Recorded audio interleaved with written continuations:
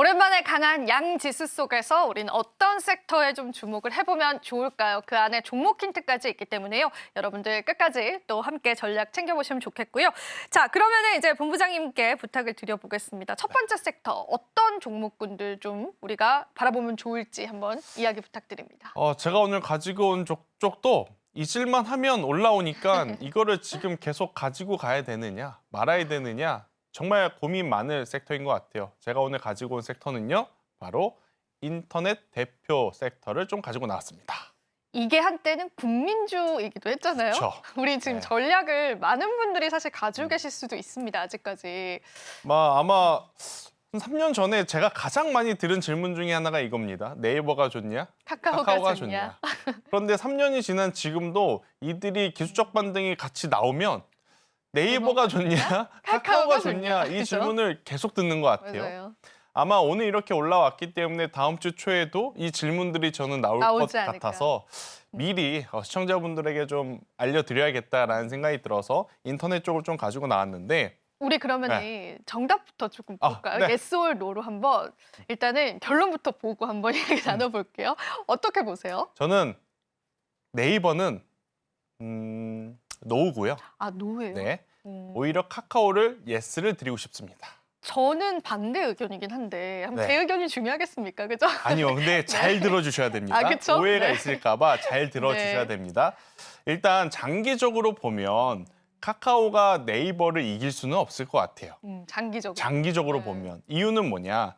카카오의 가장 큰 단점은 뭐죠? 돈 잘 번 사업부를 다 분사시켰잖아요. 너무 분산을 그러니까 네. 카카오 같은 경우에는 과거에 잘 나왔었을 때 그 가격대까지 현실적으로 올라가는 것은 어려울 겁니다. 하지만 네이버는 여전히 다 품고 있는 상태에서 플랫폼에 대한 역량을 지금 강화시킨다라고 했었을 때 실적과 함께 수급까지 받쳐준다면 중장기적으로는 충분히 네이버는 굉장히 잘 나갔을 그 가격대까지 올라올 가능성은 남아 있어요.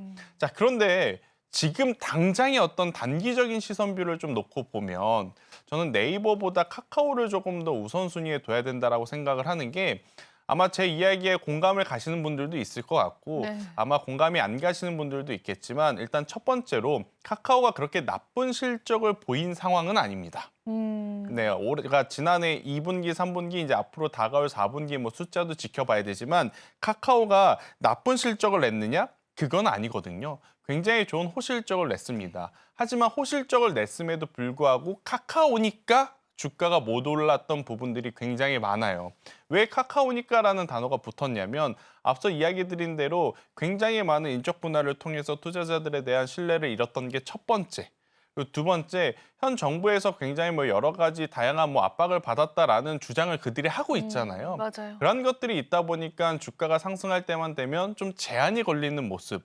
근데 최근에 또 정치적으로 정책적으로 어떤 변화의 모습을 보이니까 오히려 초록색보다는 이 노란색이 더 상승 탄력들이 강하게 나오는 경우가 저는 있는 것 같아요. 그래서 만약 트레이딩 전략을 좀 세워보신다라고 하면 네이버보다는 카카오가 단기적으로의 어떤 변동성을 좀 보여줄 수 있는 확률은 저는 높겠다라는 생각이 들어서 단기 투자의 성향입니다. 단기 트레이딩 관점이에요. 그렇죠. 그죠? 손절을 잡고 매매를 하실 분들 같은 경우에는 단기적으로는 카카오가 조금은 더 수익률 게임 쪽으로 수익률 유리할 게임 수 쪽으로. 있지 않겠는가라고 좀 말씀드릴 수 있을 것 같고요. 사실 네이버의 하이퍼 클러퍼 X에 견줄 만한 지금 카카오의 플랫폼이 없는 것도 사실입니다. 그러니까 우리가 이 노란톡을 쓰죠. 근데 이 조금 나이가 젊은 세대로 내려가면 노란톡도 이젠 안 쓴다고 합니다. DM 한대요. 그렇죠. DM. 이제 노란톡도 이제 아버지 어머니와 함께하는 맞아요. 가족톡 아닌 네, 이상엔 맞아요. 이제 그 친구들은 또 DM이라고 하는 또 메신저를 이제 사용을 하다 보니까 카카오를 이제는 국민주라고 불리우기에는 또 더 달라지죠. 이상 이 AI 소프트웨어에 대한 업데이트가 없는 이상 이 트렌드를 못 쫓아가면 의미가 없어지는 거거든요. 그래서 장기적으로 보면 굉장히 위험한 요소들이 많지만 단기적으로 보면 오히려 네이버보다는 조금 더 호가의 물량도 조금 가볍기 때문에 수익률적인 부분을 고려했었을 때는 카카오가 나은 부분들이 있을 수 있다라는 의견 한번 드려보도록 하겠습니다. 네, 카카오 카카오는 우리가 좀 단기적인 관점에서 지켜보면 좋을 것 같고요. 그럼 네이버 쪽 이야기도 좀 들어봐야 될 것 같아요. 일단은 노라고 해주신 게 좀 의아하긴 한데 최근에 탄력이 너무 좋지 않았습니까? 그러기에는? 네이버는 보시면 엉덩이가 무겁다라는 표현을 우리가 보통 쓰죠.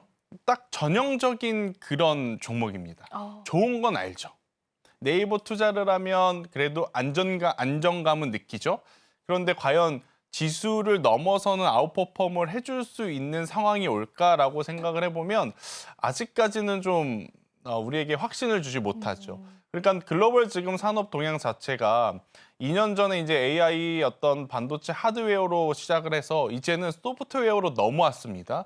그런데 우리나라 기준으로 보면 여전히 우리나라는 AI 하면 하드웨어에 대한 이야기만 하고 그쵸. 있죠. 물론 최근에 소프트웨어 관련주들이 올라왔어요. 하지만 그들 중 다수는 이 MS라고 하는 기업과 연관이 있거나 실질적으로 실제 수혜를 받고 있지 못하지만 테마적으로 움직인 종목군들이 굉장히 많거든요. 실제 우리나라 K 소프트웨어를 생각한다면 네이버가 움직여야 됩니다. 그리고 K 양자 암호를 생각한다면 SK텔레콤이 움직여야 하고요. 하지만 많은 투자자분들이 머릿속에는 그런 어떤 스터디는 되어 있지만 정작 수익률들을 통해서 트레이딩하고자 할 때는 손이 안 갈 수밖에 없죠. 그쵸. 왜?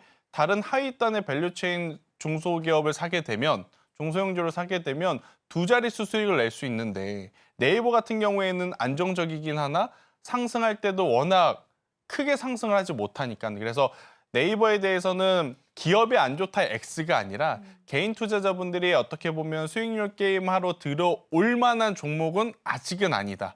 오히려 지금보다는 제가 차트를 좀 띄워놨는데요. 일본 기준으로 봤을 때 22만 원이라고 하는 가격대를 좀 넘어서면서 거래량이 붙으면 그때는 개인 투자자분들도 단기 수익을 노리고 들어올 만합니다. 그런데 네. 지금은 원체 낮은 위치까지 조정을 받았음에도 불구하고 거래량이 없다는 게 가장 큰 문제인 거죠. 거래량이 없으면 여기에 물려있는 악성 매물을 소화할 힘이 없기 때문에 올라간다 하더라도 굉장히 버겁게 올라가다 보니까 많은 개인 투자자분들이 못 참고 빨리 매도를 하는 현상들이 많이 나올 수밖에 없는 난이도가 굉장히 낮은 있어요. 것 같으면서도 굉장히 있을 수밖에 없는 기업이다라는 의견 한번 드려보도록 하겠습니다. 지금 바로 구독을 눌러보세요. 실시간 경제 뉴스, 투자 전문가들의 다양한 시황과 정확한 분석, 또 알찬 투자 정보까지 신뢰할 수 있는 저희 서울경제TV와 함께하세요.